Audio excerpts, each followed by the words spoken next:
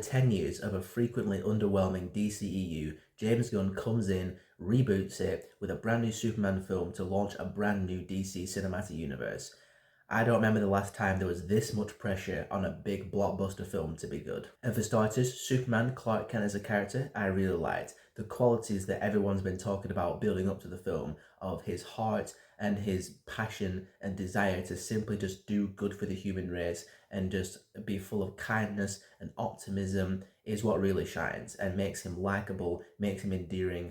And when he's out there doing Superman stuff, flying around, saving people, fighting bad guys, that stuff was great, really entertaining. I really enjoyed this interpretation of Superman. And it's important to know, and I should have started off by saying this, I'm a Superman novice. I've never read the comics, I've never seen the original Christopher Reeve film, sorry. So whatever I have to say about this film is nothing to do with it being a Superman film, an adaptation, and anything like that. I'm watching it and judging it purely as a brand new superhero film. So with that said, I just enjoyed this version of Superman that James Gunn wrote and gave to me simply as a new superhero in a new DC universe in 2025. Carrying on, Rachel Brosnahan as Lois Lane was also really good, very likeable, and the chemistry between David Corenswet and Rachel Brosnahan was tremendous. Their scenes together are really good, really heartfelt, and David Corenswet is also awesome as Superman. Forgot to mention that. Really good job. This film soars, no pun intended, when the focus is purely on character, i.e. Clark Kent, Superman, his qualities, Lois Lane, their relationship, their heartfelt conversations. If the entire film was as good as those scenes and those highlight moments of character, then the film as a whole would have been superb. But as it stands, yeah, there was a few things that I wasn't so keen on. But let's carry on with some more positives. Really enjoyed Lex Luthor as a villain. I loved how he's so consumed with envy and rage towards Superman and how that just drives every single decision to the point where he's just such a megalomaniacal, diabolical bastard. Just some of the choices he makes and some of the decisions and orders he gives to his minions, it's like, dude, how are you in remotely any good standing with Metropolis, because you are just a diabolical human being. And Nicholas Hoult relished this role. You could tell he had a great time playing it and he ate up every single second. Again, is it a good adaptation of Lex Luthor from the comics? I have no idea. The only other reference point I have is,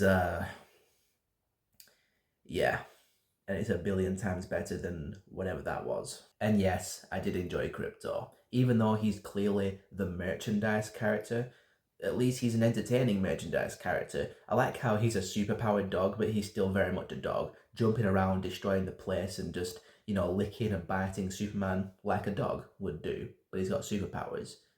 I liked him. And Mr. Terrific was a cool character. He was smart, quietly badass. There's one scene where he takes out a whole bunch of Lex Luthor minions and does quite a good job of it. And he's also sarcastic, because a lot of people say stuff to him and he's like, he just has those kinds of reactions, but in a deadpan kind of way. As a general overview of the film, I enjoyed the first act, seeing stuff being set up and meeting the characters for the first time. And I enjoyed the third act, where Metropolis is in peril and Superman is flying around fighting bad guys trying to save the day. That was good.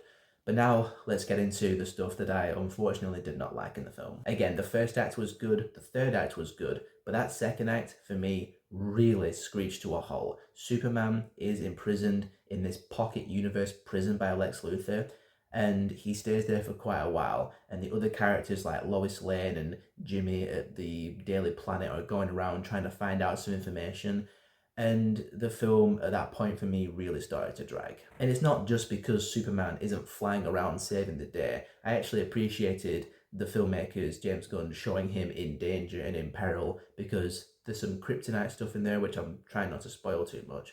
So I get that. It's just the other characters and what they're doing in the meantime to try and piece together plot information was just done in a way that to me was not all that interesting. This film does have a lot of the usual transgressions of a 2025 superhero blockbuster film, mainly the H word. Yeah, that one. Generally speaking, I did like the light-hearted tone of the film because it reflects the optimism of the Superman character pretty well. And as a lot of people have said, James Gunn does embrace a lot of the more comic booky elements of the source material. There's a lot of wacky and corny stuff that he chucks in there, and fully embraces, and I do kind of respect that. There are some times where I was watching this film and it's like, it does kind of feel like a comic book just slapped onto the screen. And there are some comic booky elements that I enjoyed, like the stylized version of Metropolis with the buildings and, you know, so just how that was designed and some other elements. But there are other things in the film to me that just didn't really translate well to live action. One of them, and this is a kind of a small thing, it's in that second act where they're in that pocket universe. And I don't know how else to describe it, but it's like a river of matter, something like that. It's basically a river of CGI cubes. And Superman at one point is trapped in this river. It's like matter, so he can't pull himself out, and it's leading to some black hole stuff. But he's floating down this river of CGI cubes, holding like a CGI ogre baby that's crying, and yeah, I just thought it looked like crap. And all due respect to the CGI artists and stuff, they did what they could with what they were presented, but just visually and aesthetically, it just looked like rubbish to me. And I don't know why they had to write it that way. They couldn't think of another sequence or scenario. And going back to the humor, there are a lot of times where the jokes felt misplaced, or sometimes they would just have scenes dedicated entirely to a joke. And I'll just get it out of the way. There's a whole like side plot in this film with Jimmy from the Daily Planet and Eve, who's this selfie-taking social media princess in a cartoony kind of way, and they're like exchanging information. And oh my god, every time there was scenes entirely revolving around these two, I was just like, please end this scene, because it's just going and going and going.